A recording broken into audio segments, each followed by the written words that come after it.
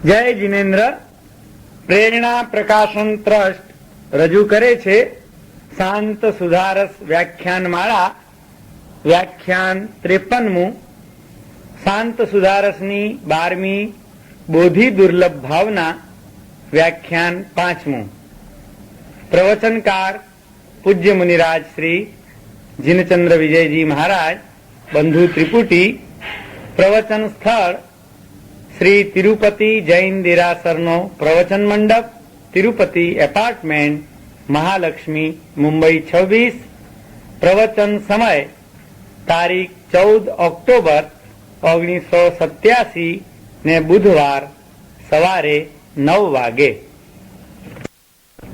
એવમતિ દુર્લભાત પ્રાપ્ય દુર્લભતમં બોધિરત્નમ સકલ ગુણનિધાનમ કુરુ ગુરુ પ્રાજ્ય વિનય પ્રસાદોદિતમ શાંતરસ સરસ પીયુષ પાનમ બુધ્યતામ બુધ્યતામ બોધિરતિ દુર્લભા જલધિ જલપતિત સુરરત્નયુક્તા.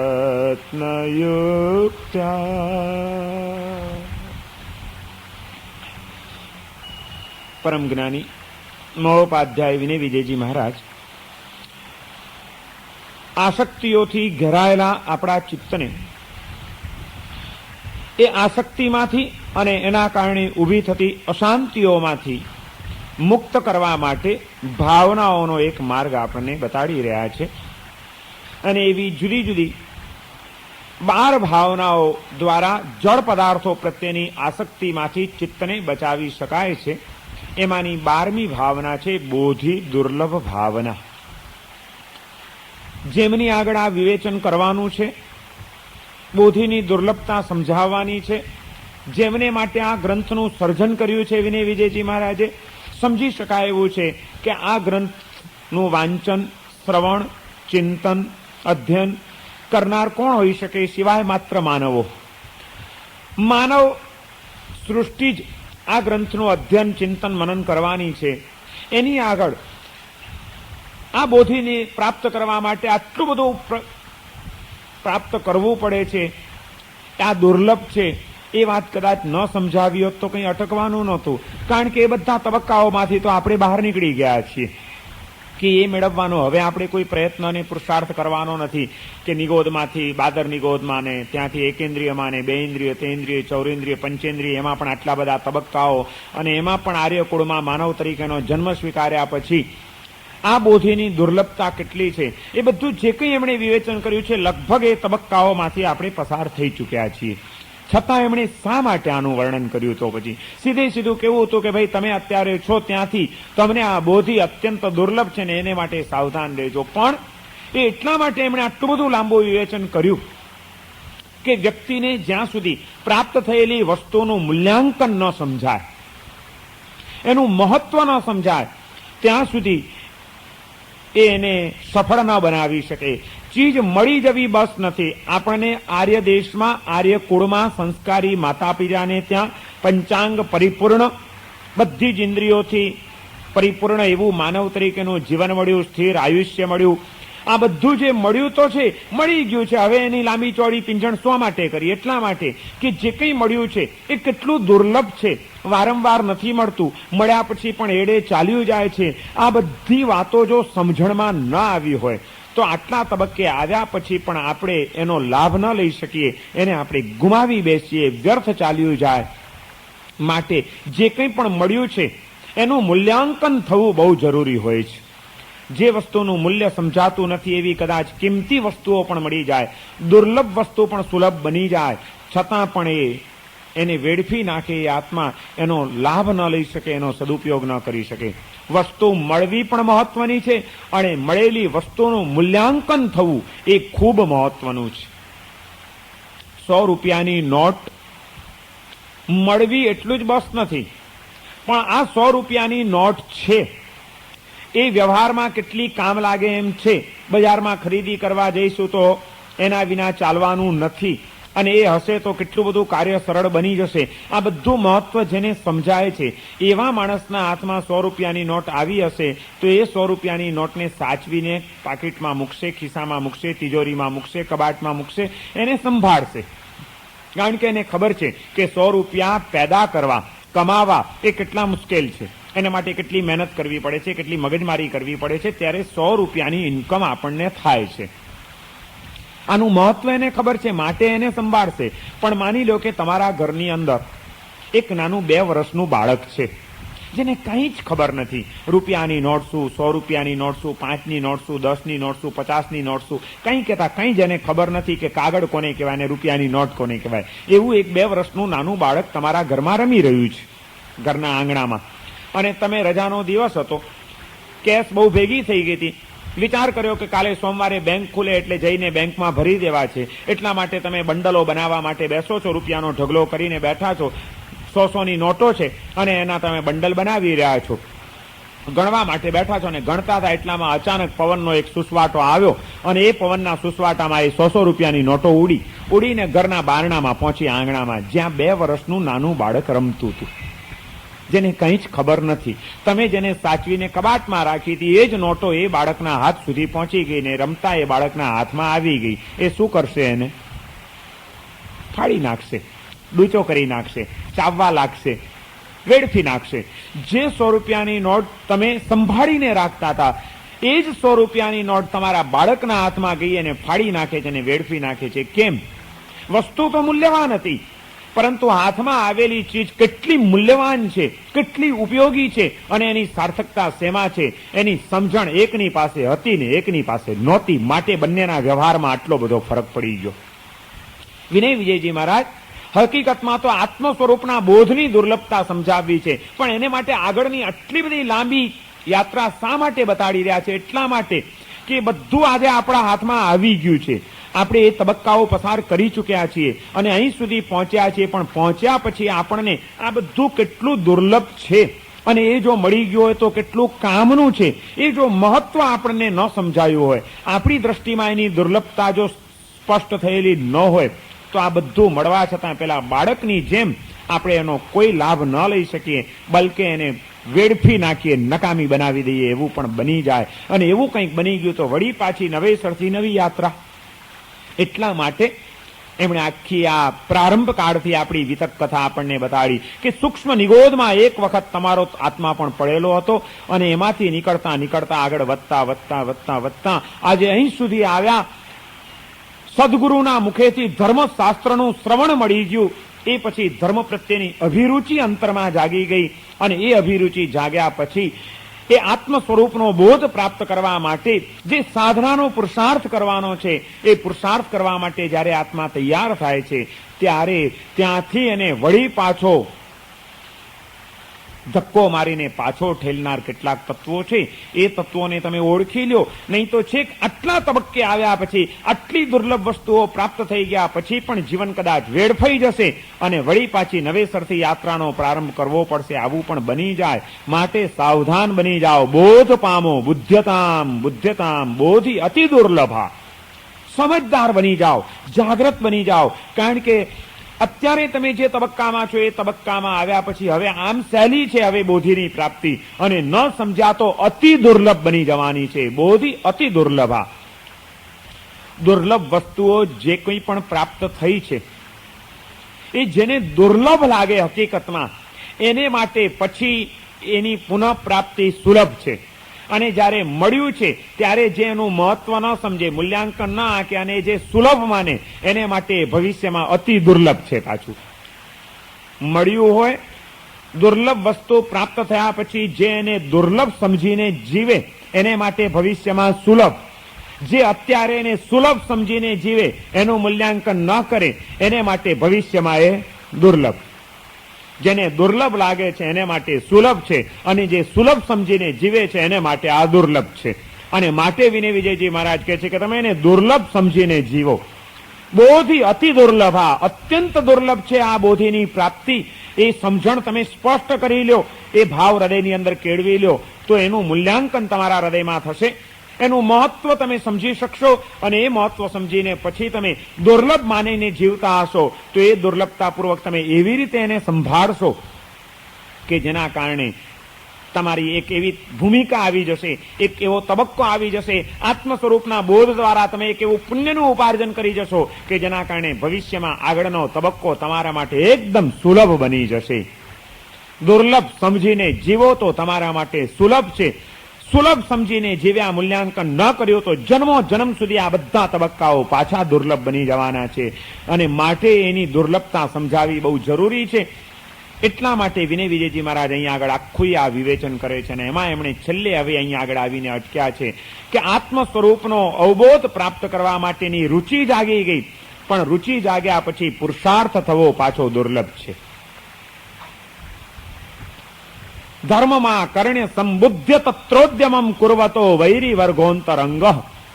ધર્મમાં આકર્ણ્યો, ધર્મને સાંભળીને, સંબુદ્ધ્યો, બોધ પામીને, રુચિ જન્માવીને, શ્રદ્ધા પ્રગટ કરીને, તત્રોદ્યમમ કુર્વતો વૈરી વર્ગોંતરંગ, ત્યાં આગળ જયારે ઉદ્યમ કરવા માટે, પુરુષાર્થ કરવા માટે જીવ તૈયાર થાય છે ત્યારે કેટલોક આંતર શત્રુઓનો એક વર્ગ છે, આંતર દુશ્મનો છે કે જે તમને તમારા માર્ગમાં સફળ ન થવા દે, તમને વિજય ન મળવા દે. તમે સાધનાના માર્ગે જ્યારે કોઈક સિદ્ધિ પ્રાપ્ત કરવા માટે નીકળ્યા છો, વિજય તમારે મેળવવો છે, ત્યારે આંતર જગતના કેટલાક દુશ્મનો એ તમને સતત પાછો પાડવા માટે, હતપ્રહત કરી નાખવા માટે સાબદા બનીને બેઠેલા છે. એની સામે તમારે ટકરાવાનું છે, એની સામે તમારે ટકી રહેવાનું છે, અને એને પસાર કરીને આગળ વધવાનું છે.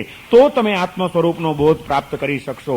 અને શત્રુની સાથે ટકરાવવા માટે શત્રુની ઓળખાણ કરી લેવી બહુ જરૂરી હોય છે. એની શક્તિનો ખ્યાલ મેળવી લેવો જરૂરી હોય છે કે આ દુશ્મનની કેટલી તાકાત છે, એ ક્યાં ક્યાંથી હલ્લો કરી શકે એવી શક્યતા છે. એ બધું જ જો સમજણ હોય, એનું જ્ઞાન મેળવી લીધું હોય તો જ્યાં જ્યાંથી હલ્લો થવાની શક્યતા હોય ત્યાં ત્યાં એની સામે સંરક્ષણ શક્તિ આપણે ઊભી કરી શકીએ. એની શક્તિનો એનો આપણને ખ્યાલ હોય, એનો કોઈક પરચો મળેલો હોય, એનો પૂરેપૂરો જો માહિતી આપણે પ્રાપ્ત કરી હોય તો જ એના કરતા પણ સવાઈ શક્તિ આપણે આપણી ઊભી કરીને આપણે એને નકામા બનાવી શકીએ. અને એટલા માટે આંતર શત્રુઓનો પરિચય પામવો બહુ જરૂરી છે. વિનય વિજયજી મહારાજ એ આંતર શત્રુઓનો પરિચય આપણને કરાવે છે કે આ બહુ ખતરનાક તત્વો છે. ઇતિહાસનો અભ્યાસ કરજો. અનેક સાધના માર્ગના ઉચ્ચ કક્ષાના પથિકોને પણ આ આંતર શત્રુઓએ પછડાટ આપી દીધી છે ક્યારેક ને ક્યારેક. રાગ દ્વેષશ્રમા લસ્ય નિદ્રાદિકો બાધતે નિયત સુકૃત પ્રસંગ. એ બાધા પહોંચાડે છે, અવરુદ્ધ કરી દે છે તમારી સાધનાને. રાગ, દ્વેષ, શ્રમ, આળસ અને નિદ્રા, આ પાંચ તત્વો, પાંચ દુશ્મનોની એમણે ઓળખાણ કરાવી કે અભિરુચિ જન્મ્યા પછી અને સાધનાના માર્ગે પુરુષાર્થના પગરણ માંડ્યા પછી પણ એમાં રાગ એ ક્યારેક સાધના માર્ગેથી પાછા વાળીને વળી પાછા તમને પાણીમાં બેસાડી દે છે. નહીં તો અષાઢા ભૂતિ જેવા મહામુનિ સાધનાની કેટલી ઉચ્ચ ભૂમિકાએ પહોંચ્યા હશે અને કેવી વિરલ સિદ્ધિઓ પ્રાપ્ત કરી હશે, પણ એવા અષાઢા ભૂતિને પણ એક રાગનો સંસ્કાર જન્મ્યો અને સાધનાના માર્ગેથી એ પાછા વળી ગયા. ગોચરી વરવા માટે ગયા છે બે મુનિઓ, અને એમાં નટને ત્યાં પહોંચી ગયા છે એક નટ મંડળીના ઘરે. કુદરતે ત્યાં તે દિવસે મોદકના ભોજન બનાવેલા છે. મુનિએ વોર્યા પછી એટલા સરસ મોદક હતા, એટલી સોડમ અહીં આવતી હતી, સુગંધ આવતી હતી, અને ત્યાં અનાદિકાળનો આત્મામાં પડેલો એક રાગનો સંસ્કાર જાગી ગયો. આટલા સરસ મોદક, પણ વિચાર કર્યો કે આ લઈને જઈશ બે મોદક એટલે તો પહેલા ગુરુ મહારાજને વપરાવવા પડશે, ગુરુ મહારાજને આપવા પડશે, મને તો કઈ નહીં મળે. બહાર નીકળ્યા પછી મનની ઉપર મોદકે કબજો જમાવી લીધો. તો શું કરવું? ફરીથી વોરી આવું. પણ એકના એક ઘરે ફરીથી વોરવા જોઈએ કંઈ સારું લાગે? પણ ના, સાધનાઓ કરીને કંઈક જે સિદ્ધિઓ પ્રાપ્ત કરેલી હતી એમાં રૂપ પરાવર્તની વિદ્યા આવડતી હતી, રૂપ બદલી શકે. એટલે નીચે જઈને એક બાજુ એક મકાન ખાલી હશે એની જગ્યામાં જઈને ત્યાં ઉભા રહ્યા, પાત્રા નીચે મૂકીને કંઈક વિદ્યાનું સ્મરણ કર્યું અને રૂપનું પરાવર્તન કર્યું. બીજા મુનિ બની ગયા. બીજા મુનિ બનીને પાછા એ જ ઘરે વોરવા માટે આવ્યા. ભક્તિવાળું ઘર હતું એ તો પહેલા જ જોઈ લીધું હતું. ફરીથી કોઈક બીજા બે મુનિરાજ પધાર્યા છે. ઓહો, આજે આપણું સદભાગ્ય, ફરીથી સુપાત્રદાનનો લાભ. ફરીથી બે મોદક વોરાવ્યા. મોદક વોરીને મહારાજ નીચે ગયા. વળી પાછો વિચાર કર્યો કે જેમ પહેલી વખતના ગુરુ મહારાજને મળશે, આપણે ત્યાં તપસ્વી મુનિઓ પણ છે, એ તો વારંવાર તપ કરે છે, તો એમને આજે પારણાના દિવસો છે, તો એ તપસ્વી મુનિની ભક્તિ કરવામાં આ મોદક તો ચાલ્યા જશે, મને તો નહીં મળે. વળી પાછા ત્રીજી રૂપ લઈને ફરીથી આવે છે. વળી વિચાર કર્યો કે આ તો પેલા બાલમુનિઓ છે, બાલમુનિની બધા ભક્તિ કરે, સારું સારું ખાવાનું બાળકોને આપે, એને મળશે, મને તો નહીં મળે. રૂપ પરાવર્તન કરતા રહ્યા. એક વખત, બે વખત, ત્રણ વખત. અને પેલા નટ મંડળીની સ્ત્રીઓ અને નાયક જોયા કરે છે કે આ મહારાજ ઘડી ઘડી આવે છે, કઈ ગરબડ તો નથી, એટલે ઉપર ચડીને હવે તો બીજી અને ત્રીજી વખત તો અગાસીમાં ઉભો છે અને જોયું એને કે ત્યાં ગયા, પાત્રું મૂક્યું ને એ આ રૂપ પરાવર્તન કર્યું. ઓહો, ગજબનો કોઈ કિમિયાગર માણસ લાગે છે. એ ભલે લાડવા લેવા માટે આવતો હોય પણ આપણા માટે કામનો માણસ છે. આ માણસ જો આપણી નટ મંડળીમાં આવી જાય અને જાત જાતના ઘડી ઘડીમાં રૂપ બદલી શકે એવી જો એની તાકાત હોય તો પૈસાની ટંકશાળ પડી જાય.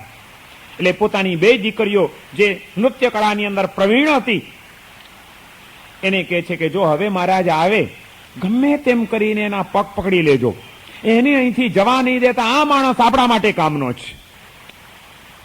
અને એમ જ બન્યું. ફરીથી આવ્યા મુનિ. એક લાડવાનો રાગ, ખાવાની એક લાલસા જન્મી ગઈ. વર્ષોનું સાધુપણું હોવા છતાં, સાધનાના માર્ગે ઘણો વિકાસ પ્રાપ્ત કરેલો હોવા છતાં આત્મ સ્વરૂપના બોધ સુધી પહોંચવામાં વિનય વિજયજી મહારાજ કહે છે આંતર શત્રુઓ એ તમે જયારે વિજયના કિનારે પહોંચ્યા હો તે વખતે તો એ મારફાડ કરતા આવે, મરણિયા હુમલા કરે અને તમને પછાડવાના પ્રયત્નો કરે. અને એમાં અષાઢા મુનિ એનો ભોગ બની ગયા. પેલી યુવાન બંને એની દીકરીઓ આ મુનિરાજ આવ્યા. અરે મુનિરાજ, એવા ચેનચાળા કરે છે, એવી વિનવણીઓ કરે છે, એવો પ્રેમાલાપ કરે છે. અને એમ કરતા કરતા પગ પકડી લીધા, નહીં જવા દઈએ. આવો, આ મોદક તમારા જ છે, આ બધા સડરસના ભોજન તમારા છે, આ મહેલ તમારો છે, શા માટે આવું કષ્ટમય જીવન જીવો છો? આ ધોમધકતા તાપમાં અડવાણા પગે ચાલ્યા જઈને આ તમારી કાયાને શા માટે કરમાવી રહ્યા છો? આવો, આ બધું ઘર તમારું છે. અને એવી વિનવણીઓ કરી અષાઢા મુનિ ત્યાં આગળ બેસી ગયા. સાધુપણું છોડીને એ ત્યાં આગળ ગોઠવાઈ ગયા અને નટ મંડળીના એક નટ બની ગયા. એક સાધુને નટ બનાવનાર જો કોઈ હોય તો એ રાગ, એક મોદક ઉપરનો રાગ, એ રાગે એક સાધક આત્માને પાછા પાડવાનું કામ કરી દીધું. એક જ સંસ્કાર માટે વિનય વિજયજી મહારાજ કહે છે કે બાધ તે નિયત સુકૃત પ્રસંગ, સુકૃતના પ્રસંગને હણી નાખીને વિકાસની અંદર બાધા પહોંચાડનાર જો કોઈ હોય તો તે આ આંતર શત્રુઓ છે. અને એમાંનો પહેલો છે રાગ. જેમ રાગ એ સાધનાના માર્ગે આપણને મોટું વિઘ્ન છે, એમ દ્વેષ, કોઈ જીવ પ્રત્યેનો દ્વેષ એ પણ સાધના માર્ગનું એક મોટામાં મોટું ભયસ્થાન છે.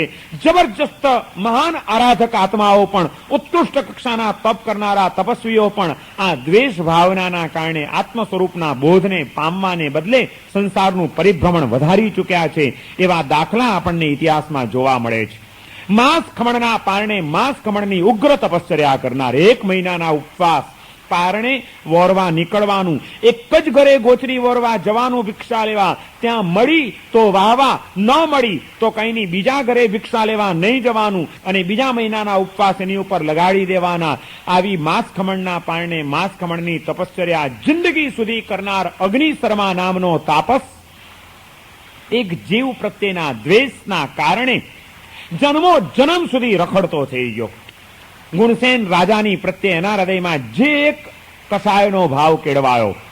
કોઈક પૂર્વજન્મના કર્મ એવા હતા કે જન્મ્યો ત્યારથી જ અગ્નિ શર્માનું શરીર સાવ વિચિત્ર, માથું એકદમ મોટું તુંબડા જેવું, પગ સાવ દાતરડી જેવા, હાથ સાવ દોરડી જેવા, પેટ ગાગરડી જેવું, પૂંઠમાં ખૂંદ નીકળેલી, નાક ચીબું, મોં દીઠું ન ગમે એવું સાવ બેડોળ રૂપ પાડવા અગ્નિશર્મા. અને આ બાજુ ગુણસેન રાજકુમાર નાનો હતો, બીજું કઈ કામકાજ હતું નહીં, મિત્રોની સાથે હરવું ફરવું, ટોળ તિખડ, ગામ ગપાટા, એમાં એનો સમય જાય છે ને એમાં એમને પોતાના જ નગરમાં રહેતો આ અગ્નિશર્મા એક રમકડું મળી ગયું એ યુવાનોને. વાત વાતમાં એને ત્યાં જાય, એને ઘરની બહાર કાઢે, એની ઠઠ્ઠા મસ્કરી કાઢે. આહા, શું આનું મોઢું છે ખરેખર, કેવું પડે, મસ્કરીઓ કરે. અને એક તબક્કે તો એટલી બધી પરાકાષ્ઠાએ પહોંચ્યા કે એના મોઢે ચૂનો ચોપડીને ગધેડા ઉપર બેસાડીને તૂટેલું ડબલું લઈને એનો વરઘોડો કાઢ્યો અગ્નિશર્માનો. મહારાજા અગ્નિશર્માનો જય હો, જુઓ આ રૂપનો અંબાર અવતર્યા છે. આખા ગામમાં ઠઠ્ઠા મસ્કરી કરતા કરતા એને કાઢે છે. અને આ પરાભવ અગ્નિશર્માથી સહન નથી થતો. નગરમાં રહેવું અને રોજની આ મસ્કરી, અને રાજકુમાર છે એને કોણ રોકે? કોની કહેવાની તાકાત છે કે એને રોકી શકે? મન ફાવે એમ કરે છે. અને એના કારણે એના સાથીદારો એ ગમે તેવી ક્રૂર મસ્કરીઓ કરે છે. આ પરિહાસ એનાથી સહન ન થયો. એણે વિચાર કર્યો કે આ નગરમાં રહેવું જ નથી, રહું તો આ હાલત છે ને, છે મારું શરીર આવું છે, પણ એનો અર્થ એ નથી કે મારી ગમે તેમ ક્રૂર મસ્કરીઓ કરે. ગામ છોડ્યું, ઘર અને ગામ છોડીને નીકળી પડ્યો. જંગલની વાટે ચાલ્યો જાય છે, ચાલ્યો જાય છે, ચાલ્યો જાય છે. જંગલમાં એક તાપસનો આશ્રમ હતો અને એ તાપસના આશ્રમમાં પહોંચી ગયો. ત્યાં આશ્રમના જે કુલપતિ હતા, મુખ્ય તાપસ હતા, જે એમની પાસે પહોંચે છે અને એમની પાસે જઈને નમસ્કાર કરે છે. સાધુ સંતો એ દેહ દ્રષ્ટિ વાળા નથી હોતા, આત્મદ્રષ્ટિથી કોઈને પણ જોનારા હોય છે. દેહ ગમે તેવો હોય, એનામાં પણ એક ચૈતન્ય પડેલું છે, એક આત્મા ધબકી રહ્યો છે. એ આત્માનું દર્શન કરનાર સાધુ સંતોને દેહ દ્રષ્ટિ ક્યારે પણ ભાન ભૂલાવી શકતી નથી. આવો વિચિત્ર રૂપવાળો પણ અગ્નિશર્મા જે અંદર દાખલ થાય છે. ગુરુ તો ઠીક, નાના નાના નવા નવા તપસ્વીઓ અને નવા નવા તાપસો પણ કોઈ એની મસ્કરી કરતા નથી, કોઈ એની સામે જોઈને હસતા નથી. કોઈ નવો આગંતુક માણસ આવ્યો છે એને બધા કહે છે, ભાઈ અંદર જાઓ, તમારે અમારા ગુરુજીના દર્શન કરવા હોય, ગુરુદેવ અંદર બિરાજે છે, જાઓ અંદર પધારો, ત્યાં તમને શાંતિ મળશે. આનું ત્યાંનું શાંતિભર્યું વાતાવરણ, પ્રેમભર્યું વાતાવરણ, દિવ્યતાભર્યું વાતાવરણ, એ વાતાવરણમાંથી પસાર થતો થતો થતો થતો છેક તાપસ અંદર જાય છે જ્યાં કુલપતિ બિરાજમાન હતા. ત્યાં જઈને નમસ્કાર કરે છે. કુલપતિ એને આશીર્વાદ આપે છે અને ત્યાં એને શાંતિનો અનુભવ થાય છે. દુઃખ યાદ આવે છે, ધ્રુસકે ને ધ્રુસકે રડે છે. ત્યારે તાપસ એને પૂછે છે, ભાઈ તું કેમ રડે છે? અને એને વાત કરી કે મને મારા કર્મે આવું વિચિત્ર શરીર આપ્યું છે, પરંતુ એની આ ક્રૂર મસ્કરીઓ થઈ રહી છે, મારાથી સહન નથી થતી. ગુરુદેવ, આમાંથી કંઈક બચવાનો ઉપાય બતાડો. ત્યાં ગુરુએ કીધું, અશુભ કર્મનો ઉદય હોય તો આવી બધી વિચિત્રતાઓ આપણા જીવનમાં ઊભી થાય. અને કર્મના ઉદયો તપ અને સાધનાથી તૂટે છે.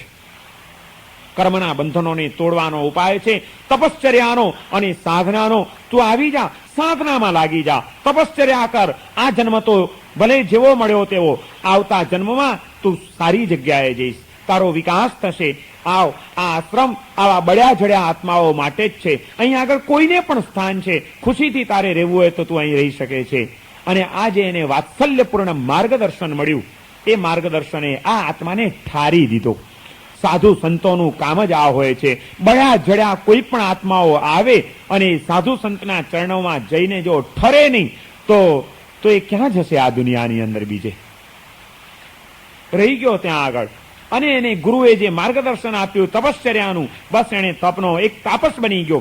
ભગવો પહેરી લીધો અને તાપસ બનીને સાધના કરે છે. માસ ખમણના પારણે માસ ખમણ, 1 મહિનાના ઉપવાસ. અને એણે પ્રતિજ્ઞા કરી છે કે પારણાના દિવસે ગામમાં જઈશ, કોઈ પણ એક ઘરે જઈને ઉભા રહેવાનું, ત્યાં જો ભિક્ષા મળે, જે મળે તેનાથી પારણું કરી લેવાનું, ન મળે તો પાછા ફરવાનું, પણ બીજા ઘરે પગ નહીં મૂકવાનો. અને વળી પાછા ફરીને બીજા 1 મહિનાના ઉપવાસ શરૂ કરી દેવાના. આવી ઉગ્ર તપશ્ચર્યાનો પ્રારંભ કર્યો. ઘણો વખત ચાલ્યો જાય છે. આ દરમિયાન અહીં ગુણસેન રાજકુમાર, ગુણસેન રાજા બન્યો છે. અને એક વખત જંગલની અંદર કોઈ ક્રીડા કરવા માટે, ફરવા માટે નીકળ્યો છે. ફરતા ફરતા ફરતા ફરતા તાપસના આશ્રમમાં આવી પહોંચે છે. કુલપતિના દર્શન કરે છે. અન્ય તપસ્વીઓના દર્શન કરતા અગ્નિશર્માને જોયો અને એને ખ્યાલ આવી ગયો કે આ તો પેલો જેની અમે ક્રૂર મસ્કરીઓ કરી હતી, પણ હવે તો એ સાધક બન્યા છે, તપસ્વી બન્યા છે, સાધુ બન્યા છે. મારા કરેલા પાપનું મારે પ્રાયશ્ચિત્ત કરવું જોઈએ. નમસ્કાર કરે છે અને કહે છે કે મને ઓળખો છો? હું ગુણસેન. આપની મેં ખૂબ મસ્કરીઓ કરી છે, ખૂબ હેરાન કર્યા છે. મારા એ અપરાધની ક્ષમા કરો અને મારા આત્માને શાંતિ થાય એ માટે એક વિનંતી છે કે મને હમણાં આપના ગુરુદેવ પાસેથી જાણવા મળ્યું છે કે આપ આવો ઉગ્ર તપ કરી રહ્યા છો, તો આ મહિનાના તપશ્ચર્યાનું પારણું મારે ત્યાં રાખો. ભાઈ, એ અધિકાર મારો નથી. ગુરુ મહારાજને કયો, ગુરુ મહારાજ કહેશે તો તમારે ત્યાં આવીશ પારણું કરવા માટે. ગુરુ મહારાજની પાસે જાય છે લઈને, અને ગુરુએ કીધું કે ભાઈ, રાજાને સંતોષ થાય, એને દુઃખ થાય છે, એને સંતોષ થાય એ માટે એની વિનંતી સ્વીકારી લ્યો. તો કે ભલે. અને 1 મહિનાના ઉપવાસ પૂરા થયા. અગ્નિશર્મા પારણું કરવા માટે ગુણસેન રાજાના રાજમહેલ ઉપર જાય છે, પણ એ દરમિયાનમાં બધો ખ્યાલ હતો, ગુણસેન પણ ખરેખર ભક્તિથી આમંત્રણ આપી આવ્યો છે, ઘરમાં પણ એની બધી તૈયારીઓ કરી રાખી છે, પણ કુદરતનું કરવું, બરોબર પારણાને આગલી રાત્રે જ એને ત્યાં પુત્ર જન્મ થાય છે ગુણસેન રાજાને ત્યાં. અને સવારના પોરમાં એ પુત્ર જન્મની ઉજવણી, એના આનંદ અને ઉલ્લાસમાં આખો રાજમહેલ ધમધમી ઉઠ્યો છે. દોડધામ, ભેટ, સોગાદ, અવર જવર, આ બધામાં રાજા એવો અટવાઈ ગયો કે રાજા ભૂલી ગયો કે આજે મારે ત્યાં તાપસ આવવાનો છે અને એનું આજે પારણું છે 1 મહિનાના ઉપવાસનું.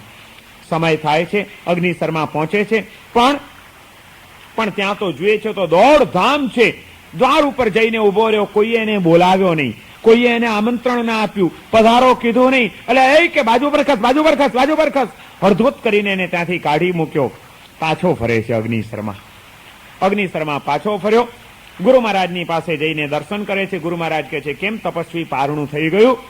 તો કે ના, આજે મારો કોઈક અંતરાય કર્મનો ઉદય હશે, આજે પારણું નથી થયું. રાજાને ત્યાં કંઈક ધમાલ હતી, હકીકત કીધી, પણ વાંધો નહીં, બીજા મહિનાના ઉપવાસ. અને બીજા મહિનાના ઉપવાસ કરીને બેસી ગયો. આ બાજુ આખો દિવસ ધમાલમાં ગયા. પછી સાંજ પડતા પડતા ધમાલ ઓછી થઈ. રાજાને અચાનક યાદ આવ્યું કે ઓ, આજે તો પેલો પારણાનો દિવસ અને તપસ્વી આવવાના હશે.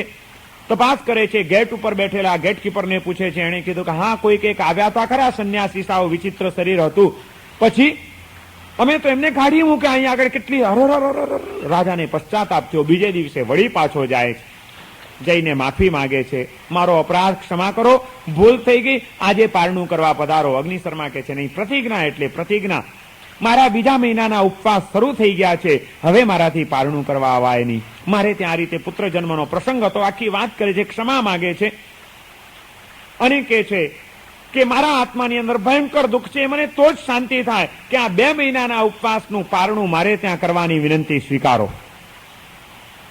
ગુરુ મહારાજના કહેવાથી એ પણ વિનંતી સ્વીકારી. બીજા મહિનાના ઉપવાસના પારણે જાય છે. એ દિવસે આગલી રાત્રે જ રાજાને ભયંકર માથાનો દુખાવો એવો ઉપડ્યો છે જેની કોઈ હદ નથી.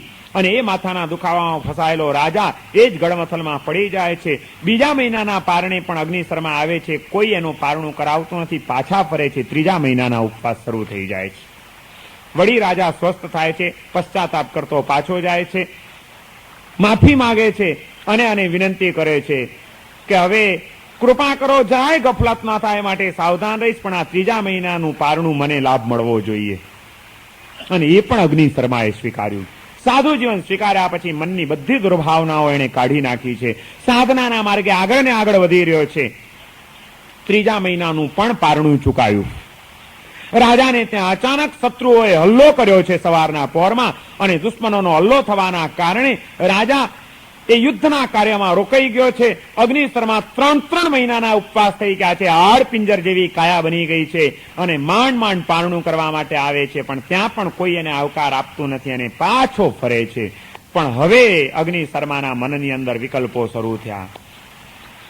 આ પહેલેથી જ મને રીબાવા જ માંગે છે, ક્રૂર મસ્કરીઓ કરી છે. આજે રાજા થયો પણ હજી એ મારી સાથેની આ અવળચંડાઈ છોડતો નથી. એ જાણી જાણું થાય નહીં ને રીબાવીને મને મારવા જ માંગે છે. નાલાયક, એને હું સમજી ગયો છું. હવે મનમાં ગુસ્સો ચડ્યો. અત્યાર સુધી પારણું ન થાય તોય ગુરુ મહારાજ પાસે જઈને પેલા દર્શન કરીને પછી પોતાની કુટીરમાં જતા હતા. આજે આવેશમાં ધમધમતો જાય છે, સીધો પોતાની કુટીરમાં બેસી ગયો. સાથેના સાધુઓ બધાને ખબર છે કે આ તપસ્વીને 3 મહિનાના ઉપવાસ થઈ ગયા છે. સૌ ઉત્સુક છે કે એનું સારી રીતે પારણું થઈ જાય. એટલે સાધુઓ આવીને પૂછે છે, તપસ્વી કેમ છે, પારણું થયું? અને આણે ધમધમાટ દેખાડી દીધો પોતાનો. પારણું થવાનું એ નથી ને હવે કોઈ દિવસ જિંદગીમાં એને ઘરે જવું નહીં. એ નાલાયક મને રીબાવીને મારવા માંગે છે, મને નબળો સમજીને દબાવવા માંગે છે. ખેર વાંધો નહીં, હું પણ એને જોઈ લઈશ. અને આવેશનો આ ધમધમાટ સાધુઓએ જઈને ગુરુને સમાચાર આપ્યા કે ગુરુદેવ ગજબ થઈ ગયો છે, આ 3જા મહિને પણ પારણું ચૂકાઈ ગયું છે અને એનું પરિણામ, એનો પ્રત્યાઘાત અગ્નિશર્મા ભયંકર આવેશમાં છે, ખૂબ કટુ શબ્દો બોલી રહ્યા છે. એ રિસાઈને બેઠા છે અને એને એમ કે છે કે એમ બોલી ગયા કે આ પારણું રાખ્યું છે માટે રાજા મને રીબાવે છે ને પારણું જ નથી કરવું, આજથી મારે અણસણ છે. નાલાયક ભલે ને મને આમ કરાવે. આવેશમાં એને અણસણનો સંકલ્પ કર્યો છે. ગુરુ મહારાજ તરત જ કુલપતિ પોતે પોતાની કુટીરમાંથી નીકળીને અગ્નિશર્માની કુટીરમાં જાય છે. જઈને એની પાસે બેસે છે વાત્સલ્યથી. તપસ્વી, શું થયું? ગુરુદેવ, મને કંઈ પૂછતા નહીં, મહેરબાની કરીને હવે મને કંઈ આજ્ઞા કરતા નહીં. હું એ નાલાયકને જોઈ લેવા માંગુ છું. મારા તપનો, મારી સાધનાનો જો કોઈ પ્રભાવ હોય, આજે ભલે મને મારતો અને મને રીવાવતો, જન્મો જન્મ એને મારનારો થાવ. કુલપતિ કે છે, તપસ્વી, તમે આટલા મહાન સાધક છો, મારા આશ્રમના એક રત્ન છો, આટલી સુંદર તપશ્ચર્યા કરો છો, તમારા તપની અંદર આ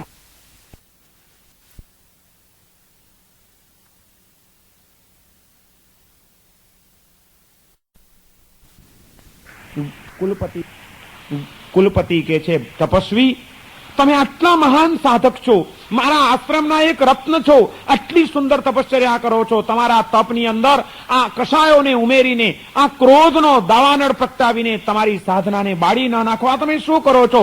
ગુરુદેવ, માફ કરો, વચ્ચે તમે આવતા નહીં, તમે પધારો અહીંથી.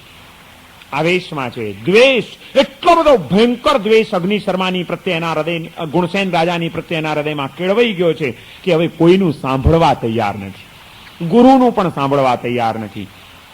ભયંકર આવેશ અને એક જ નિયાણું, મારી આટલી તપશ્ચર્યાનું જો કોઈ પરિણામ હોય, મેં જે કંઈ સાધના કરી એનું જો કોઈ ફળ હોય, તો એ ફળ રૂપે મારે કંઈ જોઈતું નથી. એક નહીં, અનેક જન્મો સુધી જન્મ જન્મ આ રાજાને હું મારનારો થઉં, મારા હાથે એની હત્યા થવી જોઈએ. સાધનાના માર્ગે મોટામાં મોટું ભયસ્થાન હોય તો કોઈ પણ જીવ પ્રત્યે ક્યારેક કોઈક દ્વેષ ભાવ કેળવાઈ ગયો, એ દ્વેષ ભાવ ક્યારેક ભયંકર સાધનાના માર્ગે ગયા છતાં પણ આપણને પછડાટ આપી દેશે. આપણી સાધનાની ઉપર પણ કૂચડો ફેરવી શકે છે. જેમ જળ પદાર્થો પ્રત્યેનો રાગ, એમ જીવ જગત પ્રત્યેનો દ્વેષ. લાડવા ઉપરના રાગે જો અસાડા ભૂતિને સંયમ જીવનથી ભ્રષ્ટ કર્યા, તો ગુણસેન નામના એક આત્માની પ્રત્યેના દ્વેષ ભાવે આ અગ્નિશર્માની માંસ ખમણના પારણે માંસ ખમણની તપશ્ચર્યાઓને પણ ધોઈ નાખી. પાછળથી રાજાને ખ્યાલ આવ્યો, દુશ્મનનો હલ્લો સમી ગયો, ખ્યાલ આવ્યો, રાજાને પશ્ચાતાપ થયો. રાજા સમજી ગયો કે આ તો ભયંકર થાય છે. પહેલા પણ મેં એમની આસાધનાઓ કરી છે અને રીબામણો કરી છે અને અધૂરામાં પૂરો આ જીવનની અંદર હવે પણ હું વારંવાર એમને પારણાનું આમંત્રણ આપું છું. એ મહામુનિને તો ધન્ય છે કે મારા અપરાધોને ભૂલી જાય છે, ક્ષમા આપે છે અને મારા આત્માની શાંતિ માટે આવું રિસ્ક લેવા તૈયાર થાય છે. એક વખત ચૂકાયું, 2 વખત ચૂકાયું, છતાં 3જી વખતે કે જો તમને આટલી પરવા ન હોય, આજે દીકરાનો જન્મ થયો ને કાલે માથું દુખતું હતું ને પરમદી પગ દુખતા હતા ને, તો અમારે અહીં ભૂખ્યા નથી મરવું, હું તારે ત્યાં નહીં આવું પારણું કરવા, એમ એમણે ન કીધું અને મારા આત્માની શાંતિ માટે એમણે સ્વીકાર્યું આમંત્રણ. આવા તપસ્વીને મેં આટલી હદે મૂકી દીધા તકલીફમાં. પશ્ચાતાપનો પાર નથી. પોતે આવે છે પાછા, પણ આખા આશ્રમના બધા તાપસો જાણતા હતા કે અગ્નિશર્માની માનસિક સ્થિતિ શું છે. જેવો રાજા અંદર દાખલ થાય છે કે તરત જ તાપસોએ કીધું કે રાજન, મહેરબાની કરજો, અગ્નિશર્માની પાસે જતા નહીં, તમે ગુરુદેવ પાસે પહેલા જાઓ, ગુરુદેવને મળીને પછી જ આગળ વધજો. કુલપતિની પાસે જાય છે. ત્યાં ગુણસેન રાજાને કુલપતિએ કહી દીધું કે રાજન, તમે ચૂક્યા છો, તમારી અજાગૃતિએ, તમારી કેટલીક બેદરકારીએ આ એક તપસ્વીની સાધનાની અંદર એક મોટું તોફાન ઊભું કરી દીધું છે અને અત્યારે એના મનમાં એક કષાયોની આગ સળગી રહી છે. તમે હવે ગુરુદેવ, મારે એની માફી માંગવી છે, મહેરબાની કરો, માફી માંગવા પણ ત્યાં જતા નહીં. અત્યારે એનો આવેશ તમને જોઈને ઓર ભભૂકી ઉઠશે. મારા એ શિષ્યને હવે શાંતિથી રહેવા દો. અને એણે નિર્ણય કરી લીધો છે, હવે આ જીવન એણે અણસણ લઈ લીધું છે. એ અત્યારે મારી પણ વાત સાંભળવા તૈયાર નથી. રાજન, ત્યાં જવું રહેવા દો. રાજાને પશ્ચાતાપનો કોઈ પાર નથી. ગુરુની પાસે પ્રાયશ્ચિત્ત માગે છે, પશ્ચાતાપ કરે છે અને પશ્ચાતાપ કરીને ત્યાંથી પાછો ફરે છે. અગ્નિ શર્માને સમજાવવાના ભરચક પ્રયત્નો થઈ ચૂક્યા, પણ એ તમામ પ્રયત્નો નિષ્ફળ ગયા. માત્ર એક તીવ્ર દ્વેષના કારણે એને અત્યારે ગુણસેન રાજા પ્રત્યે ભયંકર દ્વેષ કેળવાઈ ગયો છે. અને એ દ્વેષમાં ને દ્વેષમાં માંસકમળના પારણે માંસકમળની ચાલતી તપશ્ચર્યાના અંતે અણસણ કરીને એ મહાન તપસ્વી સાધક મૃત્યુ પામ્યો. પણ મૃત્યુ પામ્યા પછી 10 ભાવ સુધી આ બંને આત્માઓ પાછા ભેગા થતા રહ્યા અને 10 વખત અગ્નિ શર્માના જીવે આ ગુણસેન રાજાને મારવાનું જ કામ કર્યું. એની હત્યાઓ કરી છે, પંચેન્દ્રિય જીવોની હત્યાઓ. સમરાઈચ કહા નામના ગ્રંથની અંદર હરિભદ્ર સુરી મહારાજનો લખેલો આ ગ્રંથ, એ ગ્રંથની અંદર આ ગુણસેન અને અગ્નિ શર્માના 10 ભવની રોમાંચક કથા છે કે એક એક ભવની અંદર આ કસાયનો નાખેલો સંસ્કાર કેવો જાગૃત થાય છે, એને માટે કેવા સંયોગો સર્જાય છે. અને એ સંયોગોની વચ્ચે આ અગ્નિ શર્માનો જીવ જુદા જુદા ભવોમાં જુદી જુદી અવસ્થામાં આવેલો એ ગુણસેન રાજાના આત્માને મારવા માટેના કેવા કેવા હીનતા ભર્યા પ્રયત્નો કરે છે. મુનિના અવતારમાં રહેલા ગુણસેન રાજાને એક મુનિની પણ હત્યા કરવામાં આ અગ્નિ શર્માનો જીવ અટક્યો નથી અને ખચક્યો નથી. અને ભયંકર પાપો કરીને અનંત સંસારની આ યાત્રાની એણે લંબાવી દીધી છે, વધારી દીધી છે. આવા મહાન સાધક અને મહાન તપસ્વીને પણ રખડાવનાર, આત્મતત્વની અનુભૂતિના માર્ગે જવાને બદલે ભવ ભ્રમણના માર્ગે એને તાણી જનાર જો કોઈ હોય તો સાધના માર્ગમાં ઊભું થયેલું આ એક ભયસ્થાન, એને દ્વેષ કેળવાઈ ગયો એક જીવની પ્રત્યે કે આ ખરાબ માણસ છે, મને રીબાવવા માંગે છે, હું એને નહીં સહન કરું, હું એને જોઈ લઈશ. બસ આ વિચાર, આ મનની સંક્લિષ્ટ અવસ્થા, કલુષિત અધ્યવસાયો, એ અધ્યવસાયોએ એક મહાન સાધકને અને મહાન તપસ્વીને પણ નકામો બનાવી દીધો. વિનય વિજયજી મહારાજ કહે છે, બુદ્ધતામ બોધ પામો, સમજો, જાગ્રત બનો. ક્યાંક કોઈક હૃદયની અંદર કોઈક જીવની પ્રત્યે દ્વેષનો ભાવ તીવ્રતાએ ન પહોંચી જાય, પરિપુષ્ટ ન બની જાય અને કોઈકનું અહિત ન કરી નાખે, એ માટે સદાય સાવધાન રહેજો. કદાચ તમારી અપેક્ષા મુજબનું કંઈક ન બન્યું, કદાચ તમારો કોઈક અહમ ગવાયો, કદાચ કોઈક તમારો સ્વાર્થ હણાયો, પરંતુ કોઈ પણ જીવની પ્રત્યે કોઈ દુર્ભાવનાનો સંસ્કાર ન પડી જાય, કોઈ દ્વેષનો સંસ્કાર ન પડી જાય, કોઈ અણગમાનો સંસ્કાર ન પડી જાય, માટે સાવધાન રહેજો. નહીં તો આ દ્વેષ એ સાધનાના માર્ગે પણ ક્યારેક અડચણ બનીને ઉભો રહી જશે. રાગ દ્વેષ શ્રમાલસ્ય નિદ્રાદિકો. રાગ એ સાધના માર્ગનું પહેલું ભયસ્થાન છે. અષાઢા ભૂતિ આપણને સમજાવી રહ્યા છે. દ્વેષ એ સાધકને એની સાધનાથી ભ્રષ્ટ કરી નાખે છે અને સંસારના રવાડે ચડાવી દે છે. એ વાત આપણને અગ્નિ શર્માનું જીવન બતાડી રહ્યું છે. ત્રીજું ભયસ્થાન છે શ્રમ. સાધના કરતા કરતા થાક લાગી જાય, કંટાળી જાય. કંટાળો એ સાધના માર્ગ માટેની અયોગ્યતાને સૂચવે છે. આનંદગંજી મહારાજે તો ખેદ પ્રવૃત્તિઓ કરતા થાકીએ રે, પ્રવૃત્તિ કરતા કરતા થાક લાગવો, એને સાધના માર્ગની અયોગ્યતા બતાડી છે. સાધનાના પાયામાં અભય, અદ્વેષ, અખેદ એ 3 વાતો બતાડીને થાકવું નહીં જોઈએ, પાયો છે તો જ સાધનાની ઇમારત ઊભી થઈ શકે. આત્મતત્વની અનુભૂતિ સુધી પહોંચવા માટે જે સાધના માર્ગ સ્વીકારવાનો છે, જ્ઞાનનો અને ધ્યાનનો, જાગૃતિનો અને સમત્વનો જે માર્ગ સ્વીકારવાનો છે, એમાં ક્યાંક પણ જો થાક્યા, ક્યારે ક્યાં સુધી પણ આટલી સાધના કરીએ છીએ, હજી કંઈ ઠેકાણું પડતું નથી, અધૈર્ય આવ્યું, ધીરતા ન રહી અને સાધના કરતા કરતા હવે એમાં ઉદ્વેગ આવવા માંડ્યો, થાક લાગવા માંડ્યો. ક્યાં સુધી આવું ચાલશે? આ મારે ક્યાં સુધી સહન કરવાનું? આ તો કેટલી અગવડ પડે છે. અને એમાં જો એ થાક્યા તોય પણ સાધના માર્ગેથી પાછા વળતા વાર નહીં લાગે. અરણિક મુનિ કેટલા વૈરાગ્યથી દીક્ષા લીધેલી, પરંતુ એને થાક લાગ્યો અને ઉદ્વેગ આવ્યો. જ્યાં સુધી પિતા હતા ત્યાં સુધી વાંધો નહોતો, પિતા ગોચરી લાવી આપતા હતા, પણ પિતા કાળ ધર્મ પામ્યા, પિતા ગુરુ. અને હવે ભર બપોરે ધોમ ધકતા તાપમાં અરણિક મુનિને ગોચરી વોરવા માટે નીકળવું પડે છે. બાલ્ય વયમાં દીક્ષા લીધેલી છે, સુકોમળ કાયા છે, આજ સુધી તો પિતાના વાત્સલ્યપૂર્ણ છત્રછાયા હેઠળ જ જીવ્યા છે, કોઈ તકલીફ અનુભવી નથી. અને એમાં હવે સાધુ જીવનના કષ્ટો સહન કરવાના આવ્યા. ગોચરી વોરવા માટે જાતે નીકળવું પડે છે. નીચેથી સડક તપી રહી છે, રસ્તો ઉપરથી આગ વરસી રહી છે સૂર્યની, અને એ પરસેવાથી રેબઝેબ થતા અરણિક મુનિ ગોચરી ફરે છે. અને એમાં ફરતા ફરતા એને કંટાળો આવી ગયો કે હવે તો કોઈ છે નહીં, રોજ મારે આ રીતે ફરવાનું, હજી તો જિંદગી કેટલી બાકી છે, આવું કષ્ટ તો કેમ સહન થશે, આ કષ્ટ આપણાથી સહન થાય નહીં, હું તો હવે થાક્યો. બસ આ થાક લાગ્યો, શ્રમ લાગ્યો, આ શ્રમને સહન કરવાની તૈયારી ન આવી, અને માટે એ અરણિક મુનિ એને ઘરે બેસી જતા વાર ન લાગી. એમાં એને કોઈક જરાક સહાનુભૂતિ દેખાડનાર મળી ગયું, લાગણી દર્શાવનાર મળી ગયું, અને અરણિક મુનિ એક ઘરની અંદર આસન જમાવીને બેસી ગયા. અને એ જ અરણિક મુનિની માતા, જેણે દીક્ષા લીધેલી, જ્યારે કલાકો વીત્યા ઉપાશ્રયમાં અરણિક મુનિ આવ્યા નથી, કોઈને કહેવા પણ ગયા નથી, ત્યારે પિતા એના ચાલ્યા ગયા છે. મારો દીકરો એકલો થઈ ગયો છે, ગોચરી વોરવા ગયો તો હજી કેમ પાછો આવ્યો નથી? ત્યારે એ વાત્સલ્યના કારણે અશાંત બનેલી એની માતા સાધ્વી એ અરણિક અરણિક અરણિક શોધતી શોધતી શેરીની શેરીએ શેરીએ ફરે છે, નગરની ગલીએ ગલીએ ફરે છે. અરણિક મુનિવર ચાલ્યા ગોચરી. એ ગોચરી ગયા હતા, એ ગયા તે ગયા, પાછા આવ્યા નહીં. અને એની માતા અરણિકની શોધ કરતા કરતા કરતા કરતા પાગલ બની ગઈ, ગાંડી થઈ ગઈ. લોકોને તમાશાને તેડું હોતું નથી. ગાંડી બનેલી આ સાધ્વી શેરીએ શેરીએ જાય છે, ગલીના નાકે નાકે પહોંચે છે, બિલ્ડિંગે બિલ્ડિંગે નજર નાખે છે.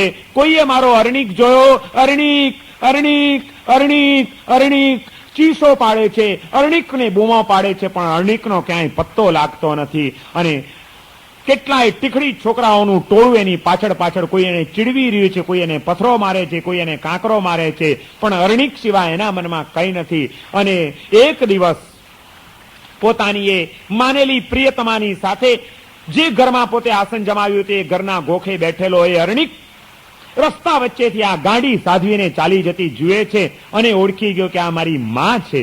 અને એ અરણિક અરણિક અરણિક કરે છે. પોતાની માતાનું આ ક્રંદન જોઈને, એની આ પાગલ દશા જોઈને અરણિકને વિચાર થયો કે અરર, મેં આ શું કર્યું? મારી માં સાધ્વી છે, એને સમગ્ર સંસાર છોડ્યો છે, અને સાધનાના માર્ગે એણે પણ પોતાનો વિકાસ પ્રાપ્ત કર્યો છે, પરંતુ મારી શોધમાં નીકળેલી એ આવી થઈ ગઈ છે, બાવરી બની ગઈ છે, પાગલ બની ગઈ છે, લોકો એની ટીખડ કરી રહ્યા છે. મારી માતાને આ સ્થિતિમાં મૂકનાર હોય તો હું છું. અને વળી પાછો એક પશ્ચાતાપ જાગ્યો, એક નાનકડું નિમિત્ત મળ્યું, અને એ આત્મા પાછો વળ્યો, સડસડાટ કરતો નીચે ઉતરે છે, માના પગ પકડે છે, માં મને માફ કરી દે બેટા. અરણિક મુનિ પાછા જાય છે, સદગુરુની પાસેથી પ્રાયશ્ચિત્ત લઈને વળી સાધનાનો માર્ગ સ્વીકારે છે. પરંતુ એક વખત તો આવા એક મહામુનિને, વર્ષો સુધી ચારિત્ર ધર્મના આરાધકને પણ જે કષ્ટ પડ્યું, તડકો લાગ્યો, સાધનામાં જે શ્રમ સહન કરવાની તૈયારી ના આવી, આ લાગેલા થાક, એ થાકે સાધના માર્ગમાં એક અવરોધ ઉભો કરી દીધો. વિનય વિજયજી મહારાજ કહે છે, સાધનાના માર્ગે જવું છે તો જેમ રાગ વૃત્તિને નિર્મૂળ કરવી પડશે, મંદ કરવી પડશે, દ્વેષ ભાવનાઓને સમાવી દેવી પડશે, એમ સાધનાના માર્ગે ક્યારે પણ થાકી ગયે નહીં ચાલે. થાક્યા વિના ચાલતા રહેજો, આગળ ને આગળ વધતા રહેજો. જે થાકે છે એ ક્યારેય પણ કિનારે પહોંચી શકતો નથી, મંજિલ મેળવી શકતો નથી. જે થાક્યા વિના અવિરત પ્રયત્ન ચાલુ રાખે છે, પુરુષાર્થ ચાલુ રાખે છે, સાધનાનો માર્ગ છે, કષ્ટો તો આવે, એમાં થાકી ગયે કેમ ચાલે? હરિનો માર્ગ છે સુરાનો, નહીં કાયરનું કામ. અહીં કાયર માણસો, વાત વાતમાં થાકી જનારા, કંટાળી જનારા, ઉદ્વિગ્ન બનનારા, હારી જનારા હિંમતને, એવા માણસો ક્યારે પણ સાધનાની સિદ્ધિઓ પ્રાપ્ત કરી શકતા નથી. સિદ્ધિ સત્વશીલ આત્માઓને જ મળે છે, અને સત્વશીલ આત્માઓ ક્યારેય પણ થાકવાનું નામ લેતા નથી. આજે આપણી સાધનાને પણ નિષ્પ્રાણ બનાવનાર, આપણી સાધનાને માંદલી અને માયકાંગલી બનાવનાર જો કોઈ હોય તો એ આપણું આ અધૈર્ય છે. જીવને રુચિ જન્મે છે, રુચિ જાગ્યા પછી કંઈક ને કંઈક પ્રયત્ન અને પુરુષાર્થ શરૂ કરે છે, પણ થોડોક વખત પુરુષાર્થ કર્યો અને છતાં પરિણામ ન દેખાયું એટલે તરત જ અધીરતા આવી જાય છે, અધીરાઈ. મારા સાહેબ આટલો ધર્મ કરીએ છીએ પણ હજી આમ કંઈ પરિણામ જોવા નથી મળતું. મારા સાહેબ રોજ માળા ગણીએ છીએ પણ કંઈ ચિત્ત ચોંટતું નથી. અમે તો હવે કંટાળીને છોડી દીધું ગણવાનું જ. કઈ પ્રભાવ તો જોવા મળતો જ નથી. આ તો આજે કર્યું અને કાલે સિદ્ધિ જોઈએ છે, પ્રભાવ જોવા મળે છે. ક્યાંથી મળે? અરે ધીરતા જોઈશે. ધૈર્યપૂર્વક સાધનાના માર્ગને પકડી રાખો, હિંમત સાથે એ માર્ગે ચાલ્યા કરો. આજે નહીં તો કાલે સફળતા મળશે, સિદ્ધિ મળશે. અનાદિકાળના અવળા સંસ્કારોની સામે હવે તમારે આ નવો સંસ્કાર તો હવે સ્થાપિત કરવાનો છે. તો અનાદિકાળના સંસ્કારોનું જોર એ ક્યારેક તમને પછાડે, એ તમને સફળ ન થવા દે. એટલા માત્રથી હિંમત નથી હારવાની, અધીરાઈ નથી લાવવાની. વાંધો નહીં, સાધના કરે રાખો, કરે રાખો, કરે રાખો. આજે નહીં કાલે સફળતા મળશે.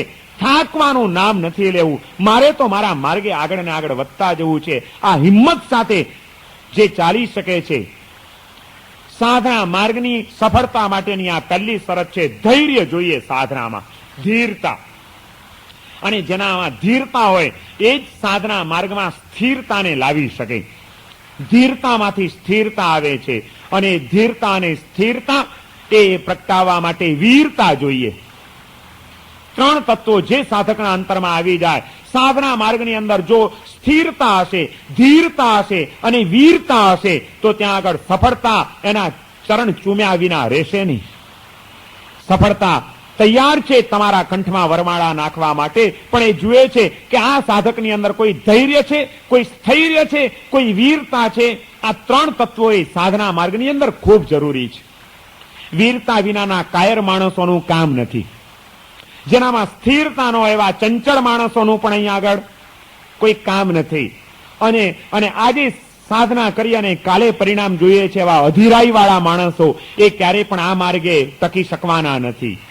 ત્રણેય તત્વો હોવા બહુ જરૂરી છે જો તમારે તમારી સાધનામાં આગળ વધવું છે ને સફળતા પ્રાપ્ત કરવી છે તો. વિનય વિજયજી મહારાજ ત્રીજું ભયસ્થાન આ બતાડી રહ્યા છે. અને ચોથું છે આળસ. જેને થાક લાગે એ માણસ આળસુ થઈ જાય. પછી ના આપણે તો તે દાડે થાય, હવે આપણે કરવું જ નથી, જવા દો પછી કરશું, જોઈશું. હવે આળસ એક ચોથું ભયસ્થાન છે. અને કદાચ આળસ થોડીક ઊંચી મૂકીને સાધનાના માર્ગે પ્રયત્ન શરૂ કરે, ત્યાં પાંચમું ભયસ્થાન છે. આ સાધના માર્ગે પ્રયત્ન કર્યા પછી પણ નિદ્રા જોકા જ આવે. એને 3 કલાક ગપાટા મારવા હોય, ગમે એવો આખો દિવસનો થાકીને આવ્યો હોય, પણ ઘરમાં 4 ચોવટિયા આવી ગયા કોઈ દોસ્તારો, અને એની સાથે કોકનો ચોપડો ખોલીને જો બેઠા અને નિંદા કુથલી અને પંચાયત કરવાની હોય તો 2 કલાક ચાલ્યા જાય તો એ ખબર ન પડે એવો ટાઈમ પસાર થઈ જાય. પણ આજે થાકીને આવ્યા ને કોઈ નથી, ચાલો સામાયિક કરીને માળા ગણવા બેસીએ, અને એ માળા ગણવા બેસે તો તરત જ જોકા શરૂ થઈ જાય. નિદ્રા એ સાધના માર્ગનું ભયસ્થાન છે. ચોવટ કરવામાં, ગપ્પા મારવામાં, બીજી ત્રીજી પ્રવૃત્તિઓ કરવામાં આપણને ઊંઘ નથી આવતી. પણ સાધના કરવી છે, જપ કરવો છે, ધ્યાનમાં બેસવું છે, સ્વાધ્યાય કરવા કોઈ પુસ્તક લઈને વાંચવું છે, તો ત્યાં આગળ થોડીક વાર થાય ને જોકા શરૂ થઈ જાય. કારણ કે નિદ્રા એ ભયસ્થાન છે. રાગ દ્વેષ શ્રમા લસ્ય નિદ્રાદિકો વગેરે આ જે આંતરશત્રુઓ છે, એ આંતરશત્રુઓ સતત આપણા સાધના માર્ગની અંદર ખતરાઓ ઉભા કરી રહ્યા છે. આ બધાથી મુક્ત થવું જોઈએ. અને તકલીફ તો ત્યાં છે કે આ બધાનો સ્વીકાર કરવા પણ આપણે તૈયાર નથી હોતા, કે મને આ વૃત્તિઓ સતાવી રહી છે એનો સ્વીકાર પણ આપણે કરતા નથી. નાના મને કોઈ એવા રાગદ્વેષ છે નહીં કે આપણે એવા કોઈ રાગદ્વેષ રાખતા નથી. મનમાં બધું હોય છતાં પાછો બહાર હોશિયારીનો જ દેખાવ કરવાનો. આપણે એવું કઈ રાખતા ઠીક છે. હવે બાકી આપણે એવું કઈ બહુ કોણ, મને જરાય આળસ નહીં, એમ તો હું આળસુ જરા પ્રયત્ન તો આપણે કરવાનો, આળસ બાળસનું નામ નહીં. આળસ જ હોય છતાં આળસ, હું આળસુ છું એ સ્વીકારવા આપણે તૈયાર નહીં. એક શેઠ રોજ વ્યાખ્યાનમાં આવે, આચાર્ય મહારાજનું વ્યાખ્યાન ચાલે, આગળ બેસે ને થોડીક વાર થાય, 10-15 મિનિટ ગઈ નથી અને શેઠ પછી એમના જોકા શરૂ થઈ જાય. આગળ બેસીને જોકા ખાય એટલે પેલા આચાર્ય મહારાજ વ્યાખ્યાન વાંચતા હોય, એમાં આગળ બેસનાર જ જો આવો હોય, એક બગાસા ખાતો હોય અને બીજો જોકા ખાતો હોય, તો વક્તાનો એ મૂળ મરી જાય. એટલે આચાર્ય મહારાજને એમ થઈ ગયું કે આ રોજ આગળ બેસે છે અને જોકા ખાધા કરે છે, કે હવે એને જરાક ચેતવવો જોઈએ. એટલે 2-4 દાડા ગયા. એક દાડો વ્યાખ્યાન શરૂ થયું, થોડીક વાર થઈને પેલા શેઠે જોકા ખાવાના શરૂ કર્યા. એટલે આચાર્ય મહારાજે તરત જ સભાની વચ્ચે કીધું, શું શેઠ ઊંઘો છો? શેઠ ઊંઘો છો આમ કીધું એટલે તરત શેઠ કીધું એટલે ચમક્યા, ઊંઘો છો? ના કોણ કે છે? સ્વીકાર કરવા તો તૈયાર હતા જ નહીં પાછા. વળી પાછું મહારાજનું વ્યાખ્યાન ચાલ્યું 10 મિનિટ ગઈ નથી ને વળી પાછા આમ જોકા આવવા માંડ્યા. વળી પાછું મહારાજે કીધું, કેમ શેઠ ઊંઘો છો? ના ના, કોણ કે છે? મહારાજ કે હાલો ધરાર ઊંઘે છે અને વળી પાછું હોશિયારી મારે છે. કોણ કે છે? કોણ કે છે? કોણ કે છે? 1 વાર 2 વાર 3 વાર મહારાજ કે હવે વાંધો નથી, બરોબર એને સરખી ઊંઘ આવવા દો જરાક. અને બરોબર આમ ધીમે રહીને આમ થવા માંડ્યા સરખાનું જોકું. એટલે મહારાજે તરત જ કહ્યું, શેઠ જીવો છો? ના ના, કોણ કે છે? પેલા કે મહારાજ ઊંઘો છો? તો કે ના ના, કોણ કે છે? હવે મહારાજે સીધું જ પૂછ્યું, શેઠ જીવો છો? ના ના, કોણ કે છે? તો કે મરી ગયા છો. માણસ સ્વીકાર કરવા પણ તૈયાર નથી કે હા મને પ્રમાદ આવે છે, હા મને નિદ્રા સતાવે છે, હા મારામાં રાગદ્વેષની વૃત્તિઓ મને પછાડે છે. આ વસ્તુનો સ્વીકાર કરવા પણ જીવ તૈયાર નથી. કારણ કે જ્યાં આગળ આ તબક્કા મળ્યા છે એનું મૂલ્યાંકન નથી. જેને મૂલ્યાંકન થઈ જાય કે કેટલી દુર્લભ વસ્તુઓને ભેદીને હવે હું છેક કિનારે પહોંચ્યો છું અને અહીં આવ્યા પછી હવે જો આ સામાન્ય વસ્તુઓ ઉપર હું ધ્યાન આપી દઉં તો કામ થઈ જાય એવું છે. પણ એની ઉપર આપણે ધ્યાન નથી આપી શકતા કે મને ક્યાં રાગ સતાવે છે, ક્યાં દ્વેષ સતાવે છે, ક્યાં પ્રમાદ સતાવે છે. આનું કોઈ નિરીક્ષણ આપણે એટલા માટે નથી કરી શકતા કે આની દુર્લભતા આપણને મૂલ્ય જ સમજાયું નથી કે મને કેટલા મૂલ્યવાન તત્વો મળ્યા છે, દુર્લભ વસ્તુઓ મળી છે, ઘણું બધું પ્રાપ્ત થઈ ગયું છે. હવે થોડાક માટે મારે કંઈ ગુમાવી નથી દેવું. આ ખ્યાલ આવે તો માણસ જાગ્રત બની ગયા વિના રહે નહીં. 12 વર્ષના વાયદાઓ કરતા કરતા પેલા મુનિ સાધુ જીવનથી ભ્રષ્ટ થઈને ફરીથી રાજ ગાદી મેળવવા માટે પાછા તો વળ્યા, પણ નગરની બહાર પહોંચ્યા છે ને ત્યાં નગરમાં પેલા ભવૈયાઓ નાચી રહ્યા છે. છોકરી નાચતી નાચતી નાચતી નાચતી થાકી છે ને હવે મંદતા આવી ગઈ છે. ત્યારે એનો જે નાયક છે સૂત્રધાર એ જુએ છે કે કિનારે આવેલું વાણ ડૂબી જશે તો જે ઇનામ મળવાની શક્યતા છે મળશે નહીં. એટલે તે વખતે એને પાણી ચડાવવા માટે પ્રેરણા કરે છે. ગાતા ગાતા ગીતની અંદર જોડી દે છે, બહોત ગઈ થોડી રહી, થોડી भी अब जाए, થોડી देर के કારણે રંગ में ભંગ ન લાય. અને એ સાંભળતાની સાથે ફરીથી સરસ રીતે નાચવા માંડી અને એવું સરસ નૃત્ય એણે કર્યું, લોકો ખુશ થઈ જાય છે. પણ એને ઇનામ આપવાને બદલે જે પેલો ગાનારો હતો, જે બોલતો તો બહોત ગઈ થોડી રહી, ટપોટપ એને ઇનામ મળવા માંડ્યા. સૌથી પહેલા તો રાજાની રાણીએ પોતાના ગળામાં રહેલો મોતીનો હાર એક કાઢીને, નેકલેસ કાઢીને એને આપી દીધો. ત્યાં આગળ મંત્રી બેઠા હતા, એ મંત્રીએ પોતાની મુદ્રિકા વીંટી કાઢીને ફેંકી અને આપી દીધી. આ સાધુએ પોતાની કિંમતી કાંબળ રત્નકંબળ નાખીને આપી દીધી. સૌ કોઈ આપે છે ત્યારે રાજા સ્તબ્ધ થઈ ગયો કે આજ સુધીનો એવો રિવાજ છે કે રાજા પહેલું ઇનામ આપે પછી બધા આપે. આ શું આજે બધા આપવા માંડ્યા, કેમ તમે આપ્યું? ત્યારે રાણી હવે જવાબ આપે છે કે સ્વામી માફ કરજો, તમે સતત આ રાજકાજની પ્રવૃત્તિઓમાં એવા ગળાબુડ ડૂબેલા રહો છો, તમને મારા માટે કોઈ સમય નથી. ક્યારેય પણ તમારો આવો શાંતિભર્યો નિર્ભેળ પ્રેમ મને મળ્યો નથી અને એના કારણે હું તમને છોડીને બીજા તરફ ખેંચાઈ ગઈ હતી. આ મંત્રીની સાથે હું પ્રેમમાં પડેલી છું અને એ મંત્રીને લઈને ભાગી છૂટવાનો અમે નિર્ણય કરી લીધો હતો. અમારું બધું પ્લાનિંગ થઈ ગયું હતું, પરંતુ હમણાં જયારે આણે ગાયું કે બહોત ગઈ થોડી રહી, થોડી भी अब जाए, થોડી દેર કે કારણે રંગ में ભંગ ન લાય, ત્યારે વિચાર કર્યો કે જિંદગી ઘણી પસાર થઈ ગઈ છે, આમ ને આમ નભાવ્યું, આજ સુધી બધું નભાવ્યું છે. બહોત ગઈ થોડી રહી, હવે થોડીક જિંદગી રહી છે, એમાં એક રાજરાણી થઈને કોઈકની સાથે ભાગી જવું એ કંઈ મને શોભે છે? કેટલું ખરાબ કહેવાય. હવે થોડોક સમય છે, મનને ગમે તેમ મનાવીને પટાવીને ગમે તેમ કરીને પસાર કરી દો. થોડાક માટે નકામું જીવન બરબાદ નથી કરવું. આવી પ્રેરણા મને આમાંથી મળી અને મને ઉન્માર્ગે જતા આ માણસે બચાવી લીધી છે, માટે મેં મારો હાર એને આપી દીધો. રાજા તો સ્તબ્ધ થઈ ગયો કે કમાલ કરી નાખી. મંત્રીને પૂછે છે, મંત્રીશ્વર તમે કેમ વીંટી નાખી? મંત્રી કહે છે કે રાજન તમે સમજી જ જાઓ, રાણી સાહેબાએ બધું કહી દીધું છે. હકીકતમાં અમે બંને પ્રેમમાં પડેલા છે અને એમાં ભાગી જવામાં શું સાર મળે? ક્યાં જવું ભાગીને? એને બદલે મેં એવો વિચાર કર્યો હતો કે સૈન્યને અંદરથી ફોડી નાખવું અને સૈન્યને ફોડી નાખીને આપને પદભ્રષ્ટ કરવા અને આ રાજ્યનો સંપૂર્ણ અધિકાર મારે પ્રાપ્ત કરી લેવો. આમ આપને પદભ્રષ્ટ કરીને, રઝળતા કરીને, સૈન્યને હસ્તગત કરીને આ રાજ્ય પચાવી પાડવાનો મારો આખો એ મનસૂબો હતો. પરંતુ આ વાક્ય સાંભળતાની સાથે મને થયું કે આખી જિંદગી પ્રામાણિકતાથી નોકરી કરી છે. બહોત ગઈ, થોડી રહી, અને હવે થોડુંક બાકી રહ્યું છે. એમાં અપ્રામાણિકતા કરીને, વિશ્વાસઘાત કરીને શા માટે આ પાપ કમાવવું, શા માટે આ ઉન્માર્ગે જવું? નહીં, આજ સુધી પ્રામાણિકતાથી રાજાની નોકરી કરી છે તો હજી પણ એ જ પ્રામાણિકતાને પકડી રાખવી જોઈએ. હવે થોડાક સમય માટે આવું કલંક, વિશ્વાસઘાતનું કલંક મારાથી ન લેવાય. આ વિચાર આવ્યો મને, અને માટે મેં પાછા વળવાનો નિર્ણય કર્યો છે. એમાં આ વાક્ય મને જગાડી દીધો, માટે મેં એને વીંટી આપી દીધી. ત્રીજી એક બાઈએ કંઈક ભેટ આપી હતી. એક સારા ખાનદાન ઘરની કોઈ સ્ત્રી હતી. રાજા એને પૂછે છે કે બેન, તમે કેમ ભેટ આપી? ત્યારે કહે છે કે મારો ધણી પરદેશ કમાવા માટે ગયો છે 12 વર્ષ માટે, પણ ગયો એ ગયો. થોડોક સમય તો મેં મનને મનાવીને, મનને મારીને વિતાવ્યો, પણ યુવાન વય છે, અનેક તોફાનો મનમાં જાગે છે. પતિ પરદેશ ગયેલો છે, અને એના કારણે એક પરપુરુષની સાથે મેં મારો સંસાર માંડવાનો નિર્ણય કરી લીધો હતો.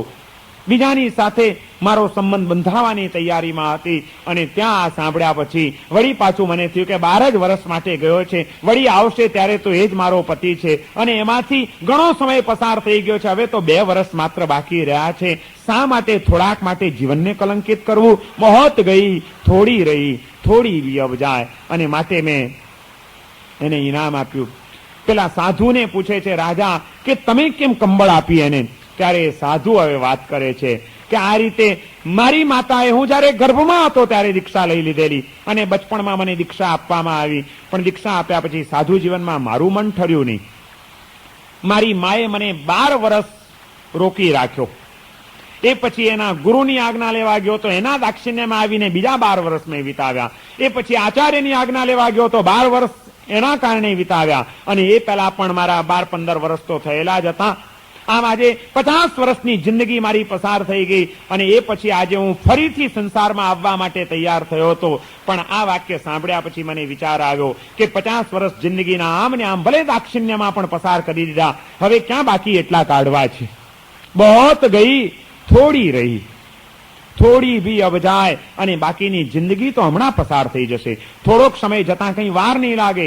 થોડી દેર કે કારણે રંગ મેં ભંગ ન લાય. આ સાધુ જીવન સ્વીકાર્યા પછી જે મારી માં એક સાધ્વી છે, આજે હું સંસારમાં આવીશ તો મારી માના હૈયાને કેવા ઘા લાગશે. અને થોડાક માટે હવે હું આવું પાપ કરીશ, મારે નથી કરવું. મેં પાછું ગુરુની પાસે જવાનો નિર્ણય કરી લીધો છે. સંસારમાં પડતા મને આ એક વાક્ય અને આ ચિંતને બચાવી લીધો છે. હું આજે પાછો જઉં છું. હવે પાછો જતા પહેલા કંબળ મેં એને આપી દીધી. બહોત ગઈ, થોડી રહી. વિનય વિજયજી મહારાજ આપણને પણ એ જ વાત કરી રહ્યા છે કે અવ્યવહાર રાશિમાં સૂક્ષ્મ નિગોદમાંથી તમે નીકળ્યા, તમારી એ સંસાર યાત્રા શરૂ થઈ, ત્યાંથી આગળ વધતા વધતા વધતા વધતા કેટલા દુર્ભેદ્ય કિલ્લાઓ પસાર કરીને તમે છેક કિનારે આવી ગયા છો. બહોત ગઈ, હવે થોડુંક જ રહ્યું છે.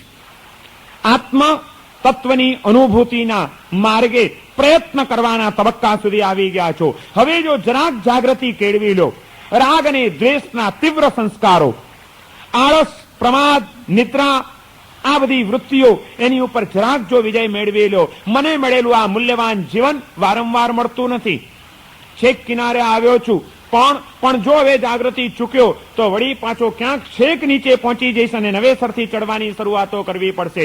આવી કોઈ ભૂલ મારે મારા જીવનમાં કરવી નથી, કારણ કે આ સંસારમાં બધું સુલભ છે, બધું મળવું સહેલું છે. આ બોધિની પ્રાપ્તિ અત્યંત દુર્લભ છે, અને અતિ દુર્લભ બોધિની પ્રાપ્તિને માટે બધા જ અનુકૂળ સંયોગો મને આજે જયારે મળી ચૂક્યા છે, ત્યારે સામાન્ય કોઈક તત્વોના રાગમાં, નાની નાની વાતોમાં કોઈ જીવની ઉપર દ્વેષ કરીને, દ્વેષમાં કોઈ આળસ, થાક અને નિદ્રાને આધીન થઈને મારી સાધનાને કલંકિત કરી મૂકું. આ જીવન પારકી પંચાતો કરવા માટેનું નથી. આ જીવન આળસમાં પડ્યા રહેવા માટેનું નથી. આ જીવન સાધનાના માર્ગે ચાલતા ચાલતા થાકીને બેસી જવા માટેનું આ જીવન નથી. આ જીવન એ માત્ર રોજી અને રોટી મેળવવામાં પૂરો કરવા માટેનું આ જીવન નથી. મારા જીવનની અંદર મારે કોઈક એવું તત્વ પ્રાપ્ત કરવાનું છે જે મને દિવ્યતાના માર્ગે લઈ જાય. સકલ ગુણ નિધાનમ, તમામ ગુણોનું નિધાન એવું જે બોધિ રત્ન છે એ અત્યંત દુર્લભ છે. એને રત્નની ઉપમા આપવામાં આવી છે. આત્માના એક એક પ્રદેશને અને જીવનની એક એક ક્ષણને જે પ્રકાશિત કરનાર છે એવું એ બોધિ રત્ન મને પ્રાપ્ત થઈ જાય તો ધન્ય બની જાઉં. બોધિ રત્નમ સકલ ગુણ નિધાનમ, સકલ ગુણના નિધાન એવા એ બોધિ રત્નની પ્રાપ્તિ જ આ દુર્લભ છે અને આ જીવન એને માટેનું છે. જગતની જંજાળમાં આ જીવન પૂરું નથી કરવાનું, જાતની શોધખોળમાં જશે. બોધિ દુર્લભ ભાવનાનું ચિંતન આપણને કહે છે કે બહોત ગઈ થોડી રહી, હવે થોડોક જ બાકી રહ્યું છે. જરાક જો એમાં સાવધાન બની જાઓ અને જાગૃતિપૂર્વક પ્રયત્ન કરો તો બોધિની પ્રાપ્તિ પછી હવે દુર્લભ નથી. આ ભયસ્થાનોને જે વટાવી જાય છે એને આત્મ સ્વરૂપનો બોધ થઈ જાય છે. થોડી દેર કે કારણે રંગ મેં ભંગ ન લાય. આ થોડીક વાર માટે રંગમાં ભંગ શું કરવું છે? આપણે હજી પણ દુનિયાની એ જ અવળી ચાલમાં ચાલતા રહેવું છે કે જાતની પ્રત્યે જાગૃત બનીને આપણે આ જીવનને ધન્ય બનાવવું છે એનો નિર્ણય આપણે કરવાનો છે.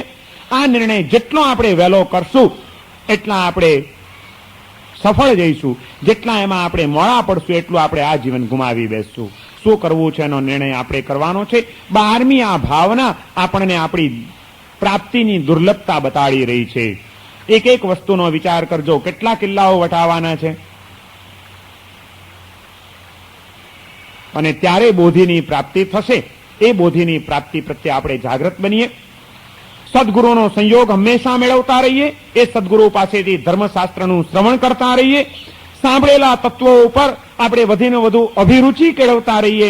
અભિરુચિ કેળવીને સાધનાનો પુરુષાર્થ કરતા રહીએ અને પુરુષાર્થના માર્ગે ક્યારેય પણ રાગ, દ્વેષ, શ્રમ, આળસ, નિદ્રા આ બધા દુશ્મનો આપણને પછડાટ ના આપી જાય એ માટે સાવધાન બનીને ધીર, વીર અને સ્થિર બનીને આપણે આપણી સાધનાના માર્ગે સફળતાપૂર્વક આગળ વધીએ તો બોધિની પ્રાપ્તિ જરાય દુર્લભ નથી. એની દુર્લભતા જેને સમજાશે અને એ દુર્લભતાને સમજીને જાગૃતિપૂર્વક જે જીવન જીવશે એને માટે બોધિની પ્રાપ્તિ સુલભ છે.